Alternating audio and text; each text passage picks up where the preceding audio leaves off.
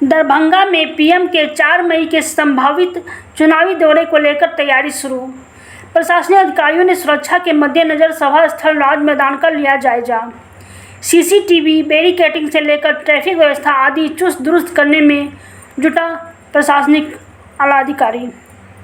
प्रधानमंत्री नरेंद्र मोदी के आगामी 4 मई को दरभंगा में संभावित चुनावी रैली को लेकर प्रशासनिक अधिकारी अपनी ओर से तैयारी शुरू कर दी है।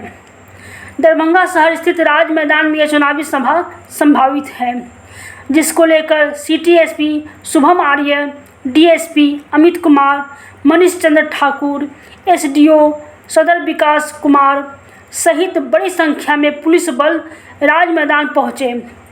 नगर विधायक संजय सरावगी दरभंगा राज मैदान पहुंचकर सुरक्षा के मद्देनजर तमाम पहलुओं पर चर्चा की।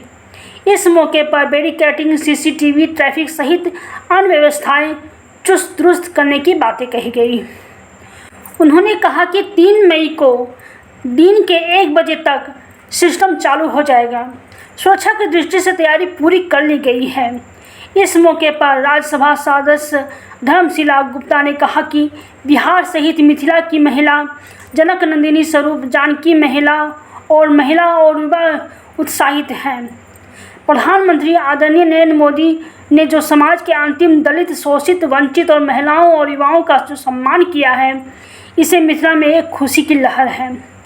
4 मई को प्रधानमंत्री की रैली यहाँ संभावित है। इसको लेकर सुरक्षा के मद्देनज़र सारी तैयारी की जा रही है।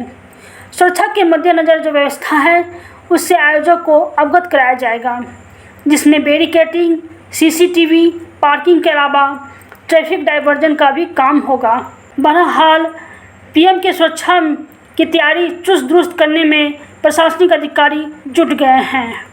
4 मई को दिन के 1 बजे विश्व के सबसे लोकप्रिय नेता और देश के यशस्वी प्रधानमंत्री आदरणीय नरेंद्र मोदी जी का आगमन मिथिला की धरती पर ऐतिहासिक राज मैदान में होने जा रहा है। मिथिला को बहुत चाहते हैं माननीय प्रधानमंत्री जी, और मिथिलावासी भी उनको बहुत प्रेम मोहब्बत करते हैं। तो लोगों की आने की भी उचित व्यवस्था है। पंडाल लगभग 2.5 लाख स्क्वायर फीट में पंडाल बन रहा है। 40,000 कुर्सियाँ लग रही हैं। आम लोगों को इतनी कड़ी धूप में समस्या और दिक्कत नहीं हो, उसके लिए भी व्यवस्था हो रही है। आदरणीय प्रधानमंत्री जी ने जो मिथिला के लिए किया है, क्योंकि अथाह मोहब्बत प्रधानमंत्री जी करते हैं। एम्स यहाँ दिया उन्होंने, एयरपोर्ट यहाँ पर दिया, एकमात्र एक्सप्रेस हाईवे औरंगाबाद से दरभंगा उन्होंने दिया, साथ रेल ओवरब्रिज उन्होंने स्वीकृत किया, दरभंगा जाम से मुक्ति मिले। और दरभंगा में स्टेशन, विश्व स्तरीय स्टेशन बन रहा है, लहरियासराय में बन रहा है, और भी इतनी सारी योजनाएं दरभंगा को दी है। और सबसे बड़ी बात तो हमारे पाहुन को जो टेंट में थे, हमारे पाहुन को उन्होंने जो है 22 जनवरी को रामलला का प्राण प्रतिष्ठा मंदिर में कर दिया। भगवान श्री राम हमारे पाहुन हैं। मिथिला की बेटी है जनक जानकी मैया सीता। 500 साल से हमारे पाहुन जो है टेंट में थे, और आज 22 जनवरी को उन्होंने रामलला का प्राण प्रतिष्ठा किया। इससे और ज़्यादा मिथिला के लोग उत्साहित हैं, प्रधानमंत्री जी को देखना चाहते हैं, प्रधानमंत्री जी को सुनना चाहते हैं। और वो घड़ी है 4 मई को दिन के 1 बजे। इसलिए आप लोग के माध्यम से हम लोग आम जनता को भी आमंत्रित कर रहे हैं कि आप आइए, अपने लोकप्रिय नेता, विश्व के सबसे लोकप्रिय नेता को सुनिए, और आपके लिए उचित व्यवस्था जो है सरकार के माध्यम से हो या हम लोग के माध्यम से हो, यहाँ की गई है। आपको कोई समस्या नहीं होगी।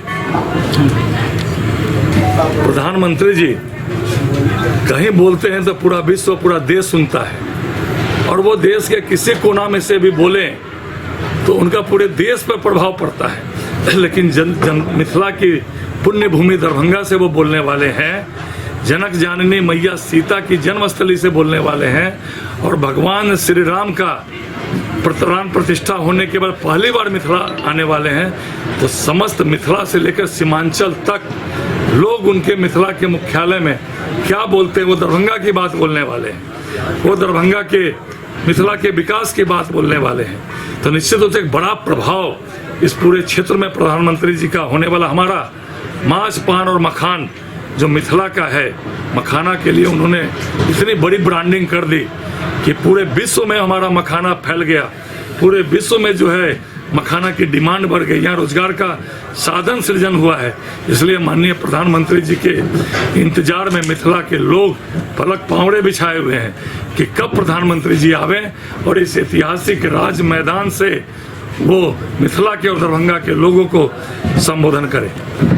स्वस्फूर्त लोग आने वाले हैं। इस राज मैदान की क्षमता लगभग 2.5 से 3 लाख लोगों की है, लेकिन हम लोग को लगता है कि इतने धूप में भी यह राज मैदान छोटा पड़ जाएगा, क्योंकि स्वस्फूर्त लोग आने वाले हैं। आम लोग उनको सुनना चाहते हैं, मिथिला के लोग उनको देखना चाहते हैं, मिथिला के लोग उनकी वाणी को, कर्णप्रिय वाणी से अपने को लाभान्वित करना चाहते हैं। इसलिए यह राज मैदान भी उस दिन छोटा पड़ने वाला है। इस बार में तो ये बिहार सहित मिथिला की महिला जनक नंदिनी, स्वरूपा जानकी, स्वरूपा महिला और युवा उत्साहित है, क्योंकि माननीय प्रधानमंत्री आदरणीय नरेंद्र मोदी जी ने जो समाज के अंतिम दलित, शोषित, वंचित और महिलाओं और युवाओं का जो सम्मान किया है, बुजुर्गों का सम्मान किया है, तो मिथिला में एक खुशी की लहर है। महिलाओं में एक प्रेरणा मिली है